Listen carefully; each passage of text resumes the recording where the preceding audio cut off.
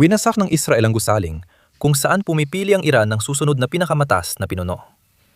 Nagpupulong ang Assembly of Experts, binibilang ang boto at dun tumama ang pag-atake. Mukhang wala nang nakaligtas. Panoorin mo ang video ng aftermath na ito.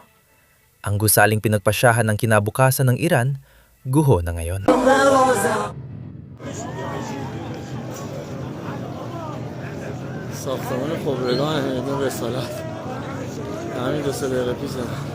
Ito ang Israel na todo ang hakbang sa pagpapalit ng pamahalaan.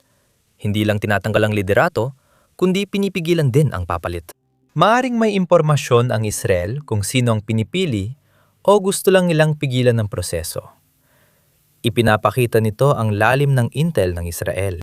Mamaya, pag-uusapan natin kung paano natunto ng CIA at Mossad si Khamenei bago siya napatay, dahil may ilang bagong nakakagulat na detalye. Pero bago natin gawin yon, ipaliwanag ko muna kung ano ang Assembly of Experts na ito. Dahil kapag naintindihan mo ito, mas lalo mo maunawaan kung gaano kahalaga ang pag-atake. Ganito kasi, ang Supreme Leader ng Iran ay pinipili ng Assembly of Experts, mga klerikong inihahalal ng taumbayan tuwing 8 taon. Pero may twist ito. Hindi lahat ay pwedeng tumakbo sa mga eleksyong ito. Tanging mga kandidato lang na aprobado ng kasalukuyang Supreme Leader ang pwedeng lumabas sa balota. Si Khamenei mismo ang nag-aproba sa lahat sa Assembly. Tumakbo sila at bumoto ang mga Iranian. At ang nanalo ang pumili ng papalit kay Khamenei. Isang beses lang nasubukan ang prosesong ito, noong 1989, nang namatay ang nagtatag ng Islamic Republic na si Khomeini. Noong panahong iyon, inihalal agad ng Assembly si Khamenei bilang Supreme Leader sa loob ng 48 oras. Mabilis silang kumilos, maayos ang proseso, at walang komplikasyon. Panahon ng kapayapaan yon. Namatay si Khamenei sa natural na dahilan. Walang kaguluhan noon, tulad ng nakikita nating ngayon sa loob ng Iran. Ngayon, ibang-iba na ang sitwasyon. Napatay si Khamenei sa isang airstrike at 40 matataas na opisyal ang namatay kasama niya. Magulo ang buong estruktura ng pamunuan at sinusubukan ng IRGC na samantalahin ito. May ulat na itinutulak ng IRGC ang kanilang kandidato bilang susunod na pinakamataas na pinuno para masiguro na militar ang pinakamakapangyarihan sa susunod na rehimen. Marahil itong dahilan kung bakit tinarget ang asembleya. Dahil alam natin na nakaboto na ito para sa bagong pinakamataas na pinuno. Binibilang pa ang mga boto ng tamaan ng gusali.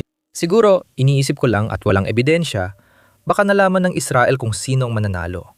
At ayaw nila sa taong yon kaya sinira nila ang proseso. Kailangan muling simula ng proseso kung may sapat pang buhay na tao. Pero kung hindi sapat ang bilang ng mga buhay sa kapulungan ng mga eksperto na ito, malaking problema yon. Hayaan ninyong ipakita ko kung ano ang ibig kong sabihin. Ayon sa konstitusyon ng Islamikong Republika, mahalaga ang kapulungan ng mga eksperto sa pagpili ng bagong pinakamataas na pinuno. At ang kapulungang ito ay kailangang may hindi bababa sa 59 na miyembro para magkaroon ng quorum upang sila ay makapagtipon at makagawa ng desisyon o, sa madaling salita, makaboto para sa pagpili ng bagong pinakamataas na pinuno. Kapag mas mababa sa 50, siyam ang mga ayatollah sa kapulungan, walang quorum. Kaya hindi sila pwedeng bumuto para sa bagong pinakamataas na pinuno. Kaya kung sapat na dami ng taong namatay sa pag-ataking ito, nangangahulugan ito na kailangan magkaroon ng panibagong halalan para sa bayan. Hindi pwedeng maganap ang halalan dahil lahat ng miyembro ay dapat suriin ng pinakamataas na pinuno na wala na. Nagiging parang krisis sa konstitusyon ito. Pero duda akong magiging malaking problema ito sa Islamikong Republika, lalo na sa digmaan. Sigurado akong gagawa sila ng paraan para baliwalain ang konstitusyon. Ngayon, dahil pinag-uusapan natin si Ali Khamenei, ipapakita ko kung paano natutulungan ang CIA at Mossad sa pagsubaybay sa kanya dahil nakakagulat ang mga bagong detalye.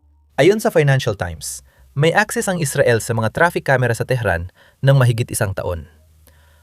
Ibig sabihin, may access na sila sa traffic camera bago pang 12 araw na digmaan at hindi yon nawala kahit pagkatapos. Nakakagulat talaga yon. Bukod pa rito, mahalaga ang isang camera na nagpapakita kung saan nagpaparada ng sasakyan ang mga bodyguard ng matataas na opisyal malapit sa tirahan ni Khamenei.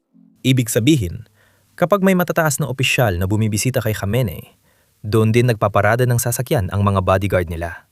Ibig sabihin, laging alam ng Israel kung sinong opisyal ang nasa compound na iyon. At bukod pa ron, kapag alam na ng Israel ang mga sasakyan, kaya nilang subaybayan ang parehong sasakyan sa buong lungsod ng Tehran at makabuo ng parang routine para sa mga bodyguard na ito. At bilang resulta, makabuo rin ng routine para sa taong kanilang pinoprotektahan. Sa larangan ng intelligence, tinatawag itong pagbuo ng pattern of life na mahalaga para malaman kung saan pupunta ang tao kapag sinusubukan mo siyang iligpit. Ngayon, syempre, nakakagulat ito at sobrang nakakagulat na mahirap paniwalaan na nagkaroon sila ng ganitong access ng mahigit 1 taon at hindi ito natuklasan ng rehimeng Islamiko. Pero mahalagang banggitin na isa lang ito sa daan-daang datos na ginagamit ng Israel para planuhin ang pag-atake. Pero may isang problema. Alam ng mga Israeli mula sa 12 araw na digmaan na kapag nagsimula ang labanan, magtatago si Khamenei sa isa sa mga bunker niya sa Tehran. Halos hindi mapasok ng mga bomba ng Israel ang mga bunker na ito. Kaya kapag nagtago sa ilalim ng lupa si Khamenei, hindi na siya maabot. Mahalaga ang tiyempo ng unang atake. Dapat mahuli siya bago niya malaman ang simula ng digmaan. Kailangan nilang mahuli siya habang nasa lupa para mapatumba. Dito napapasok ang doktrinang militar ng Israel. Batay sa doktrinang ito, kailangan munang makumpirma ng 2 magkaibang ahente na nasa lokasyon ng target bago magsagawa ng pag-atake. Sa kasamaang palad para sa Israel, isa lang ang source na nagsabing dadalo si Khamenei sa pulong sa Biyernes ng umaga. Kailangan pa nila ng dagdag na kumpirmasyon bago magpatuloy sa pag-atake. Dito na pumasok ang CIA. Matagal na ring sinusubaybayan ng CIA si Khamenei. At bukod pa doon, merong bagay ang CIA na wala ang Israel. Mayroon silang tao mismo sa Iran na makakapagkumpirma kung nasaan si Khamenei ngayong umaga. O, hulaan mo? Nakuha ng CIA ang kumpirmasyon. Ibinigay ito sa mga Israeli at sinimula ng operasyon. Ngayon, gusto ko lang idagdag na hindi ko tiyak ang posisyon ng source na ito. Dahil alam natin na nagawang makapasok ng Israel sa mataas na antas ng Islamic regime. Maharing mataas ang posisyon na yon ng source na ito sa rehimeng nakikipagdigmaan sa US. Hindi natin kailangang mag-alala doon, pero sigurado akong hinahanap na ng Islamic Republic ang source. Balik tayo sa kwento. Pagkakumpirma ng impormasyon, agad kumilos ang lahat. 2 oras bago ang pulaw ng alas 9:30 ng umaga, lumipad na ang mga jet ng Israel mula sa Israel. Nang dumating ang mga opisyal ng Iran sa compound, nakita ng Israel sa traffic camera ang mga sasakyan ng mga bodyguard. Ipinatudad ng Israel ang pansiguridad sa kampo sa pamamagitan ng pagpapatigil ng lahat ng signal ng telepono, kaya laging busy ang mga telepono. Walang tawag na makakapasok at ibig sabihin nito, walang paraan ang mga bodyguard para makatanggap ng babala ng maaga na may mga jet na pumasok sa himpapawid ng Iran. Ibig sabihin, walang dahilan para ilipat sa bunker ang mga opisyal. Pagkatapos, nagsimula ang pagpupulong. Dumating ang mga Israeli mga 10 minuto matapos magsimula ang pagpupulong at nagbagsak ng halos 30 precision-guided munitions sa complex na tumiyak na walang makakaligtas. Namatay sina Khamenei, ang anak niya, at maraming matataas na opisyal ng Iran sa pag-ataking iyon. Mula noon, tuloy-tuloy ang mga pag-atake. Sistematikong winawasak ng Israel ang pamunuan ng rehimen.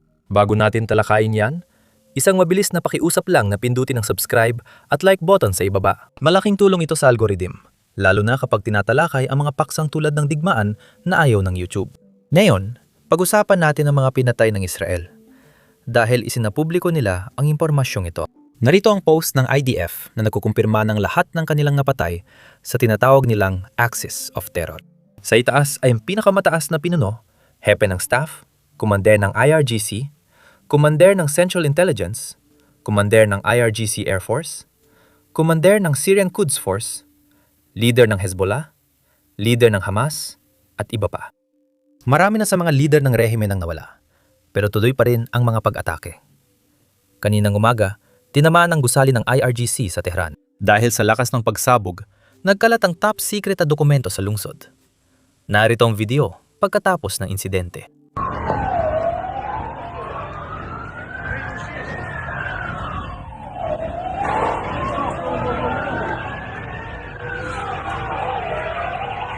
Ngayong umaga, tinamaan din ang Iranian Ministry of Defense. Heto ang video.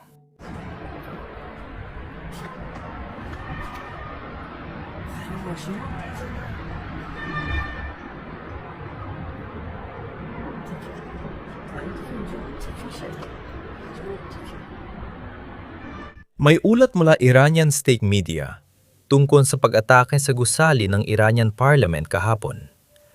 Ipinapakita ng mga ito ang isang bagay. Ang mga gusali ng Iran, lalo na yung mga kilala ng buong mundo, ay hindi naligtas ngayon.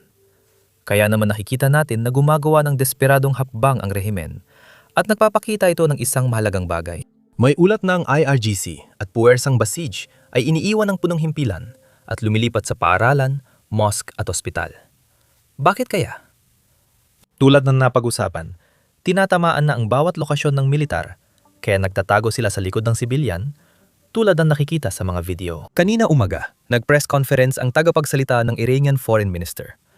Tingnan ang likuran niya sa screen. Isang silid-aralan sa paaralan. Gumagamit na ang estado ng mga elementarya dahil sira na ang mga gusali nila. Yan pa lang ang kaya nilang ipakita sa kamera, isipin mo pa ang hindi nila pinapakita. Ito ang dahilan kung bakit naniniwala talaga ako sa mga ulat na nagsasabing ang mga puwersang militar at puwersang Basij ay lumilipat na sa mga paaralan at ginagamit ang mga ito bilang kanilang punong tanggapan. Ang 46 taong rehimen ng Iran ay nagiging desperado. Base sa natutunan natin, tila wala na silang matataguan. Kaya siguraduhin, pindutin ang subscribe button sa ibaba para makasabay kayo sa mga susunod na mangyayari. Ako si Sam at magkikita tayo muli sa susunod.